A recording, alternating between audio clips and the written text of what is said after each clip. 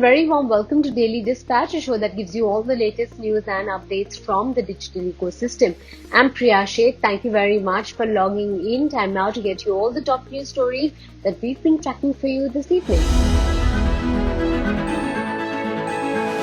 Well, first up, KKR has invested about $95 million into LensCard as part of this overall transaction. Existing investors, TPG Growth and TR Capital, who first invested in LensCard in late 2014, will each divest a portion of their holding in the company. Now, KKR will look to support LensCard in expanding its presence in India, scaling its growing operations overseas, and enhancing its digital offerings to augment consumers' virtual and omni-store experience. Well, moving on to the second headline of the day, Amazon has launched new free video streaming service Mini TV in India, which is a global first and will allow users to watch curated content across web series, tech news, food, beauty, as well as fashion. With this launch, Amazon has two video entertainment offerings in the country, which is Mini TV as well as Prime Video. Well, as it works towards taking over grocery app Big Basket, Tata Digital is looking to raise 5,000 crore rupees through a commercial paper issue. The company's 64% acquisition of Big Basket has already been approved by the Competition Commission of India. Well, moving on to the final headline of the day, digital payments and commerce solutions company to merchants, Pine Labs has raised about $285 million in a new funding from the public market crossover investors. Pine Labs has said that this is the first close of its ongoing funding round, and reports suggest that Pine Labs is in discussions to raise another $100 million in this round. Now, currently, Pine Labs powers close to 5 lakh payment terminals across India and Malaysia in 3,700 cities. Well, moving on to our second segment, I have with me someone who is in the male grooming space with LetsShave. I have with me Sidharth Oberoi. Thank you very much, Sidharth, for joining us today on the Daily Dispatch. I want to begin by asking you, over the last couple of months, we've seen D2C brands exponentially grow, considering that a lot of people have been shopping online, and the kind of growth that brands have seen has been significant. How has it been for LetsShave? Our growth has also been, more than 200%, and I feel that I wouldn't say that it's only the COVID effect. I think the market of D2C itself is growing exponentially, and I think it will keep on growing for the next 5 years. And I think it's really beneficial for every D2C brand to make sure that they deliver a customized experience for their consumers so that they can keep on growing, right?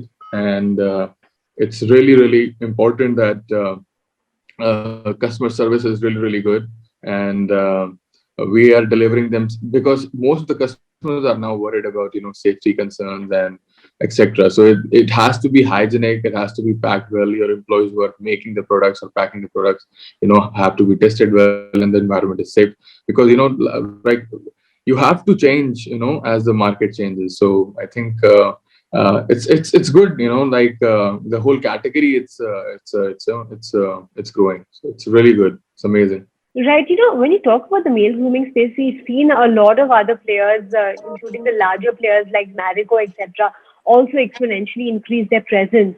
What sets you apart from these players? And do you think that a player with a bigger muscle like a Marico would perhaps pose to be big competition for smaller D2C brands like yourself? Actually, to be honest, LetsShave is 100% focused in the shaving category. And that's our first to go to the consumers. And I'm not sure if Marico and any other company would be competing with LetsShave, because our focus is very clear, that we want to deliver, great grooming products to our consumers. And I think there are only handful players in the market in the shaving segment, and it's actually monopolized market, to be honest. And we are breaking the monopoly, and some few players are coming in as well, and which is good. The more competition is it, the consumer gets the benefit at the end. So instead of looking at the competition, we are looking at what we can do best for our consumers. So we don't take our eyes off the competitors, but that's not our motive, right? But more competition is actually beneficial for the consumers, and it makes us improve also, right? Because if they're doing something better than us, then we have to do even better than them. So at the end, consumer wins, and I think that's all the companies, either it's Marico or if it's LetsShave or any other ABC company, everybody wants best for the consumer. So at the end, they want to improve themselves, their products, their service, and get the best to the consumers. Right, as we enter FY22 and we are looking at a lot of companies charting out very interesting growth strategies. For Let's Shave, what has been your growth ambition and your roadmap for 2021, 2022? So our growth roadmap, to be honest, is that we want to make sure that every Indian is using our razors, and our strategy is going to be that finding best and the most innovative ways for the consumers to try our product. Because I personally believe that there is no branding in this world, regardless it's influencer marketing, online marketing, or billboards, TV, whatever. All these are good to make the consumer try. But at the end, if the product is good, you will get the repeat business. There is no business without repeat business. So we really want our razors to be given to our consumers, and we are finding many ways to do that. And we are launching many ways, and one of those will be that try our razors for free, and you just cover the shipping. And this has been done by other companies around the world also, and it has worked.